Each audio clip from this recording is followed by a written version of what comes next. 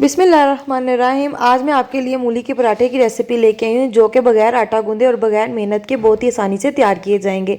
सबसे पहले एक अदद बड़े साइज़ की मूली थी जिसको मैंने यहाँ पर कद्दूकश कर लिया, बारीक कद्दूकश किया है। और कद्दूकश करने के बाद इनका पानी अच्छे तरीके से मैंने निचोड़ लिया था क्योंकि मूलियों में बहुत ज़्यादा पानी मौजूद होता है। अब यहाँ पर ये बारीक कद्दूकश की हुई मूली है, इसके अंदर एक मैं डालूंगी छोटे साइज़ की बिल्कुल छोटी सी प्याज थी जिसको मैंने क्यूब की शक्ल में चॉप कर लिया है, ये डाल दूंगी। अच्छे तरीके से हर चीज़ को साफ़ करके डालना चाहिए। तो यहाँ पर जी मैं डालूंगी 2 अदद हरी मिर्चें थी जिनको मैंने बहुत ज़्यादा बारीकी से चॉप किया है। और अब मैं इसके अंदर डालूंगी हरा धनिया, बारीक हरा धनिया ताज़ा कटा हुआ। यहाँ पर मैंने डाला है तकरीबन 2 से 3 टेबल स्पून के करीब। ये डालने के बाद अच्छे तरीके से मैं मिक्स करूँगी। मिक्स करने के बाद इसके अंदर मैं नेक्स्ट इंग्रेडिएंट शामिल करूँगी।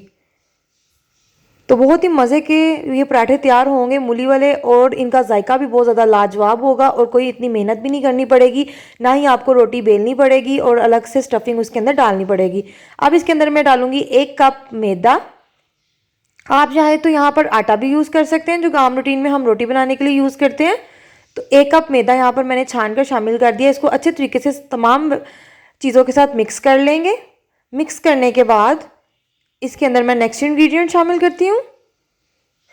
तो जी व्यूअर्स, अब इसके अंदर मैं डालूंगी 1 टीस्पून नमक। आप अपने टेस्ट के मुताबिक कम या ज़्यादा कर सकते हैं। 1 टीस्पून के करीब मैं डालूंगी लाल मिर्च का पाउडर। 1 टीस्पून के करीब मैं डालूंगी धनिया पाउडर, इससे बहुत ज़बरदस्त खुशबू आती है, ये स्किप बिल्कुल नहीं करना। एंड 1/4 टीस्पून के करीब मैं डालूंगी हल्दी। हाफ टी स्पून के करीब मैंने यहाँ पर गरम मसाला शामिल कर दिया है। यहाँ पर याद रहे नमक, लाल मिर्च का पाउडर, हल्दी, सूखा धनिया पाउडर और गरम मसाला, ये 4 से 5 स्पाइसेस मैंने इसके अंदर यूज़ किए हैं। अब इसके अंदर मैं डालूंगी 1 कप भरकर पानी और इसको अच्छे तरीके से मिक्स कर लूँगी। मिक्स अच्छे तरीके से करना है, इसको बहुत ज़्यादा पतला भी नहीं करना, बहुत ज़्यादा थिक भी नहीं करना। मतलब एक लिक्विड सा बैटर जो है वो तैयार होगा, थिक सा लिक्विड बैटर तैयार हो जाएगा। यहाँ पर जी व्यूवर्स अच्छे तरीके से मिक्स कर लिया मैंने पानी तमाम चीज़ों के साथ। यहाँ पर आप इसकी देख सकते हैं सूरत हाल कि ये ज़्यादा ना पतला है ना ज़्यादा गाढ़ा है। तो अब एक पैन लेंगे, पैन के अंदर थोड़ा सा मैं ऑयल डालूंगी। पैन को ऑयल के साथ ग्रीस कर लूँगी। फ्लेम मैंने नीचे से मीडियम टू लो रखी हुई है। अच्छे तरीके से पैन को ग्रीस करने के बाद मैं इसके अंदर जो हमने मूली के पराठे का बैटर तैयार किया है वो अप्लाई कर दूंगी। यहाँ पर जी आपने चम्मच की मदद से इसको सारा राउंड शेप में रोटी की तरह बेल लेना है, फैला देना है, ताकि हर आपने इस तरीके से इसको फैलाना है कि ये हर तरीके से हर तरह से फ्लैट रहे। ये नहीं कि कहीं से मोटी कहीं से पतली। अच्छे तरीके से आपने चम्मच की मदद से इसको फ्लैट कर देना और पैन के मुताबिक इसको पूरा फैला देना है। तो आपकी गोल सी शेप में रोटी जो है वो तैयार हो जाएगी। तो व्यूवर्स आप देख सकते हैं कि माशाल्लाह से कितनी खूबसूरत चम्मच की मदद से मैंने रोटी को बिल्कुल फ्लैट कर लिया और बिल्कुल राउंड सी गोल सी शेप में रोटी तैयार हुई है। इसको अब आपने जब इसको फ्लैट करते जाना है और इसकी साइड को एकदम से चेंज बिल्कुल नहीं करना। जैसे इसका थोड़ा सा कलर चेंज होगा और नीचे से थोड़ी सी कुक हो जाएगी तो फिर हम इसकी साइड को चेंज करेंगे। तो बहुत ही ज़्यादा आसान तरीका है मूली का पराठा बनाने का, कोई इतना मुश्किल नहीं है। बस इसकी मिक्सिंग करें सारे बैटर की और अच्छे तरीके से इसको फ्लैट कर लें पैन के ऊपर और मज़ेदार सा मूली का पराठा जो है वो रेडी हो जाएगा। व्यूवर्स यहाँ पर आप देख सकते हैं कि बातों ही बातों में सारी रोटी तो अच्छे तरीके से फ्लैट हो चुकी है। तो अब इसकी साइड को मैं करूँगी चेंज। तो ये जितनी देर मैंने ये प्रोसेस सारा किया है, मीडियम टू लो नीचे से फ्लेम है। तो अब इसकी यहाँ पर आप देख सकते हैं कि कलर चेंज हो गया, रोटी का सारा येलो हो चुका है।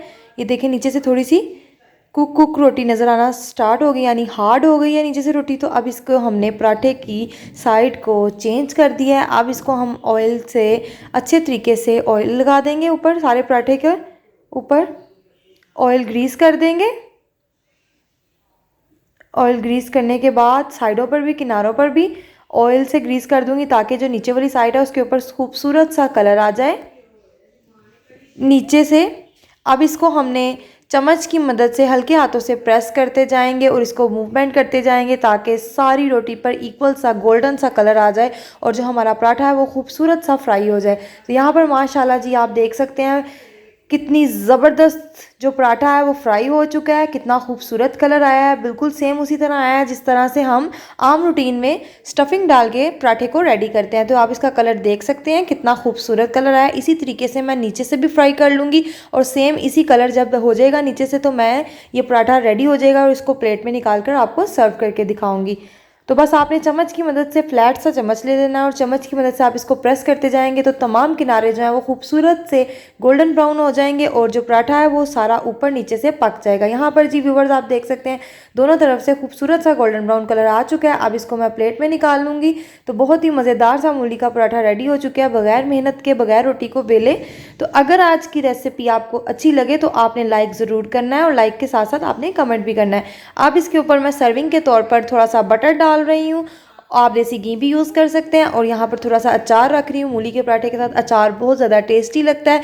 तो इसको आप चाहे ब्रेकफास्ट में बनाएं, चाहे आप इसको लंच बॉक्स में बनाएं, बहुत ही मज़े की ये रेसिपी है। अगर आपको ये रेसिपी अच्छी लगी हो तो प्लीज़ प्लीज़ प्लीज़ मेरे रेसिपी को लाइक करिएगा और मेरे चैनल पीके फूड कुक को सब्सक्राइब करना मत भूलिएगा। अल्लाह हाफिज़।